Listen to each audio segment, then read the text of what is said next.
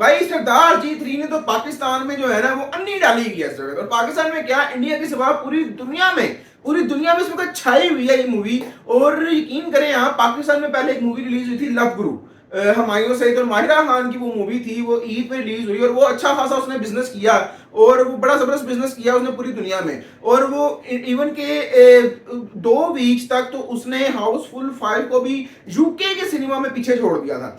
लेकिन सरदार जी 3 ऐसी मूवी आई है कि ये तो हिट पे हिट जा रही है। मतलब कि आप कह लें कि जो कंट्रोवर्सी सारी हुई है इसने तो एकदम इसको जो है ना वो नीचे से आग लगा दी है, रॉकेट की तरह ये मूवी ऊपर जा रही है और बिल्कुल स्पाइसी, मतलब अखीर रिलीव है। और मैंने भी देखने जाना था ये मूवी लेकिन अनफॉर्चुनेटली मैं नहीं जा सका, फिलहाल नहीं जा सका क्योंकि यार वो आगे जो है वो मुहर्रम आ रहे हैं तो हमारे लिए बड़े एहतराम के दिन होते हैं तो हम उसमें ना ये म्यूजिक वगैरह ये चीज़ें इस तरह की चीज़ें नहीं करते। आपको पता ही है क्यों, हज़रत इमाम हुसैन जो है उनकी शहादत के दिन है तो इसलिए तो लेकिन उसके बाद जो है ना उसके बाद हम देखेंगे, मैं जरूर इंशाल्लाह देखने जाऊंगा और उसका मैं रिव्यू भी आपको बार बार पोस्ट करूंगा। मैंने इस पे ट्रेलर का रिव्यू दिया था, ट्रेलर का रिव्यू मैंने दिया, आपने वो देखा होगा, उसमें मैंने कहा कि यार ये मूवी खास अच्छी लग नहीं रही अकॉर्डिंग टू ट्रेलर। लेकिन अगर वैसे देखा जाए तो मूवी बहुत हिट जा रही है, मूवी भाई अखीर परफॉर्म कर रही है और इस वक्त इंक्लूडिंग पाकिस्तान ये तकरीबन मूवी इस वक्त 15 करोड़ के करीब करीब कमा चुकी है। ये आज की अपडेट है लेटेस्ट, 15 करोड़ के इक्वली कमा चुकी है और इसका बजट जो था वो मेरे ख्याल 12-13 करोड़ था।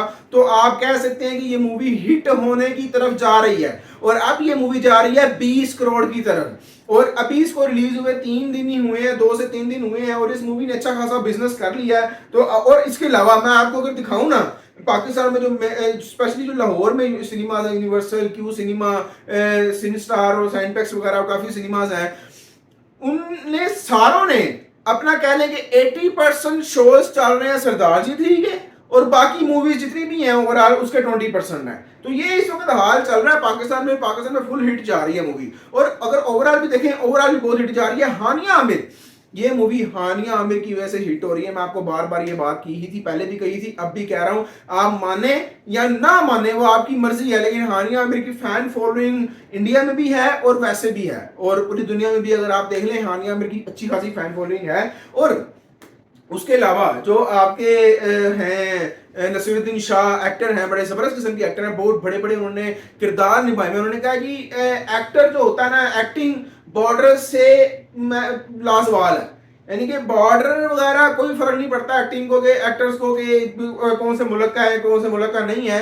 एक्टर होता है और उसने एक्टिंग करनी है, अपना काम करना और वापस जाना है। तो ये बॉर्डर और इसका कोई मसला नहीं है इसका कि एक्टर जो है ना वो ना आए या मूवी बनाने आए। उसके अलावा जो आपके बड़े मशहूर एक राइटर हैं जावेद साहब, उन्होंने भी ये बात कही। उन्होंने कहा कि जब ये मूवी बन रही थी तब पाकिस्तान और इंडिया के दरमियान मसला नहीं था।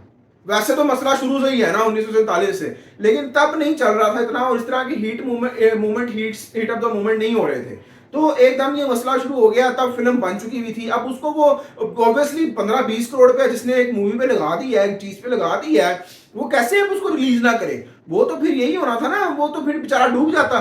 तो उन्होंने कहा कि उन्होंने कहा कि वो तो फिर उसने रिलीज करनी थी, बल्कि उन्होंने कहा कि अब इंडियन सेंसर बोर्ड को भी ये मूवी से बैन हटाना चाहिए और उसको रिलीज करना चाहिए इंडिया में, ताकि जो और उसको वार्निंग दे दें, जो प्रोड्यूसर डायरेक्टर वगैरह है उनको वार्निंग दे दें कि भाई अब अगर आपने पाकिस्तानी कोई भी एक्टर लिया तो फिर आपकी मूवी जो होगी वो बैन होगी, ये आप चला लें, कोई मसला नहीं है।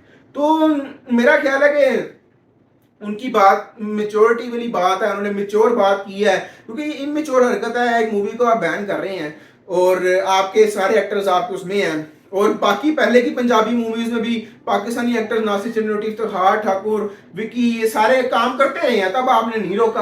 और अब आपने एकदम हानिया में, क्योंकि वो बहुत पॉपुलर है इंडिया में, तो आपने रोक दिया। तो ये मेरा ख्याल है जाती है। और उन्होंने कहा है कि जी इसका नुकसान इंडिया वालों को ही होगा, क्योंकि जो प्रोड्यूसर है वो इंडियन है, तो पैसा उसने लगाया है, वो पैसा वापस कैसे आएगा फिर आपके मुल्क में, इसका अल्टीमेटली नुकसान जो है वो इंडिया को ही हो रहा है। तो उन्होंने ये बात भी की, तो मेरा ख्याल है बाकी होना चाहिए। लेट्स ही देखते हैं कि मूवी कितना कमाती है। और अगर मैं आइडिया लगाऊं, तुक्का लगाऊं, आई थिंक ये मूवी 70-80 करोड़ तक जा सकती है, आई थिंक। जहां तक मुझे लगता है, क्योंकि मैं भी इंतजार में हूँ कि मुहर्रम खत्म हो जाए जरा, उसके बाद मूवी देखने जाएं।